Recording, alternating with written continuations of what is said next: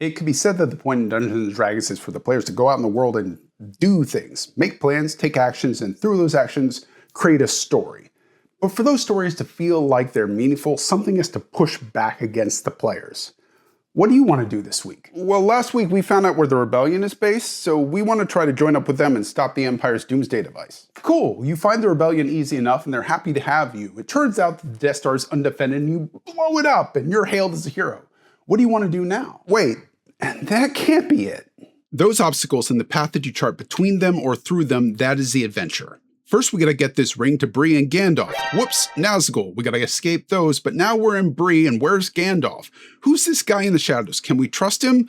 Whoops, more Nazgul. No choice, let's trust him. Let's flee for Rivendell. This swamp sucks. Can we eat? Whoops, more Nazgul. Great, now we really gotta save Frodo. I really hope Rivendell is close. Crack open any of the published campaigns. It can feel like you need to understand an entire world before you're prepared to run one session of Dungeons & Dragons, because there's names, timelines, motivations, branching paths, and 12 other places you can convince yourself that you're not prepared to run this thing. Then you go online to try to find some help for this, and it can sometimes feel like the advice there is, oh yeah, this is easy. Step 1, draw 2 circles. Step 2, owl. Thanks. That clears that up. Hi, I'm James. On this channel, I talk about all the things that I think about, plan, and plot for my tabletop role-playing games. And this week, it's Dungeon Jam, where a bunch of your favorite creators and mine come together to make 5-room dungeons for you and your friends to have fun playing. For my video, I wanted to focus on how it's done, how little is really needed, so that when all of this is over and you've played all of our dungeons, you feel more prepared to go and make your own. We got 106 minutes to game time, a blank sheet of paper, half a cup of coffee, it's dark, and we're wearing sunglasses. Hit it. Throughout the video, I'm showing clips of me actually making my Dungeon Jam entry. If you want to watch the full thing, it took me about an hour. There's a link down in the description. It would have taken me 30 minutes or less if I wasn't trying to explain my way through my thought process. There's also a link to the full Dungeon Jam entry, the final result, if you want to grab that and play that. Enjoy. This video is about that journey, from just coming up with the idea of a dungeon all the way to something that's finished and ready for my players to play. This video is about designing a dungeon through blocking in. Painters don't start off with fine details, one perfect tree, and then we'll figure the rest out later. We start with the biggest shapes, foreground and background, light and shadow, and then slightly smaller elements. The mountains are over here, and maybe the fields are over here, and there's a river kind of here with maybe a bridge. Then we go into like, well, maybe there's some silhouettes of people on the bridge and maybe there's some trees over here. And I do the same thing with dungeon design. When you're starting out, you're not designing the individual elements of the room, but the flow through the dungeon, moments of high and low tension, pacing. And 5-room dungeon design is a tool for that. There is the entrance where something pushes back against what the players want immediately. That is tense. Then the players go into the role-play scene where they can take their time, think things out. It's low tension. Then they get to the complication, something that reveals that it is worse than they initially thought, or at least more complicated than they originally thought.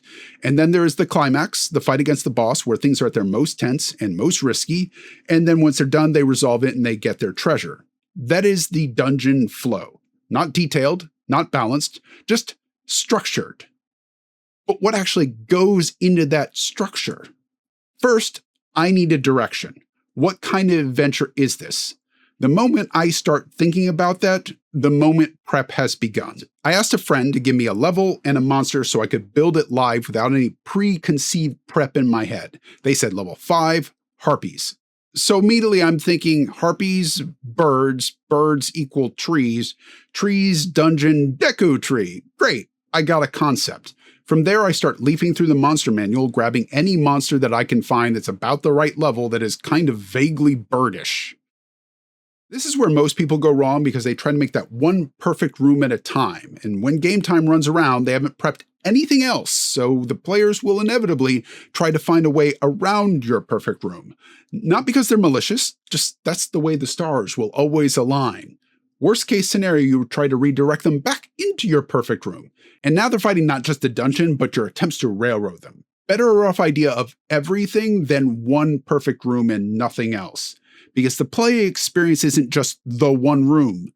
but the whole of the dungeon. For a guardian, I like to use the fight, get the players using their abilities immediately. They're probably just coming off of talking to people in the village and getting this quest, or talking about whatever they were doing over the weekend, and I want them into the world of combat and Dungeons and Dragons thinking about their character sheets, and especially this time, because this is an adventure for level 5 adventurers. It's a pretty big level for most adventurers because they just got access to Fireball. They're going to want to use their Fireball, so I'm going to give them an excuse to use it immediately. And then we need the Guardian and the Reversal. Do I want to do it in that order? This isn't a science, it's an art. You can rearrange these beats in any way you like. I did in mine. After the players clear that horde of monsters, I'm going to hit them again with a fewer but stronger monsters. Monsters that could stand up to a few spells so the melees actually get to use their extra attack. I'm thinking a quartet or maybe a trio. I don't know the specifics, I'll figure that out later. For the Challenger roleplay, I want something that allows the players time to stop, think, and consider how they're going to deal with this situation, using their abilities, maybe burn some items, some spells, maybe just using their wits to overcome this. Here, because we're inside a tree, I think the challenge is going to be about climbing a tree. I don't know the specifics of how I'm going to make that interesting yet. Save that for later, and then move on to the last boss. Since we did that horde outside, and then that small squad, I'm thinking we're going to do like a solo or a duo in here. And since it's harpies, it's going to be a bird boss, or at least something that I could slap some wings on and call it a harpy and go. Then I'm going to sketch our map. Just 2 quick circles, nothing fancy, just something I can get the shape of it and make notes on this thing.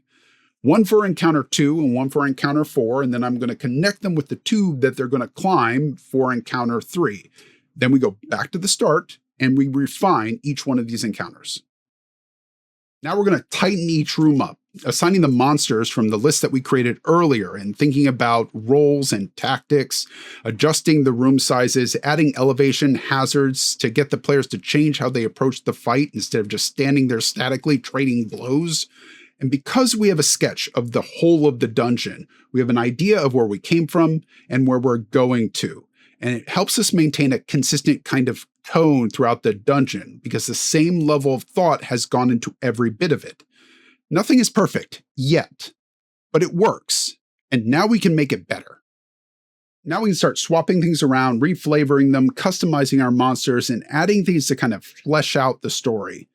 As I was browsing and picking out monsters, I picked out a Vrock, and over the course of making the dungeon, the story kind of coalesced in my head that made harpies kind of like the bird equivalent of gnolls. These demon-touched creatures that are trying to corrupt this great tree. And then I started thinking of the tree as a treant, a mother treant from which all other treants are kind of born in the area. And maybe the players could find a way to save that treant, or maybe the best thing is to kill the treant before the demons are able to corrupt it and the entire forest. Like one of the things that I did when I got to this point was look at my climb challenge and decide that maybe these should be demonic briars that are going to try to attack the players as they climb up through it. And the players could maybe burn them away with fire, but only temporarily. And doing so would make the climb more difficult because you've burned away all of the handholds. Maybe they somehow saved the treant that could help them get through that encounter. I could go look at the boss encounter. We could maybe make that a fully legendary monster or make custom loot. With time to spare, because we've got everything to a level of finish that we could play, we can go back and make the choices and the consequences more impactful. Our dungeon doesn't just function, but feels like a cohesive place with no bit unfinished. Our goal isn't to make one perfect encounter, but to make an experience that feels like it's all knit together. And we do that by blocking it in and refining it. That's how painters work, that's how writers work, that's how musicians work, that's how anything complex gets made. Through a vision. And as Dungeon Masters, we are doing the same. Because if you leave one place unfinished, your players will find it.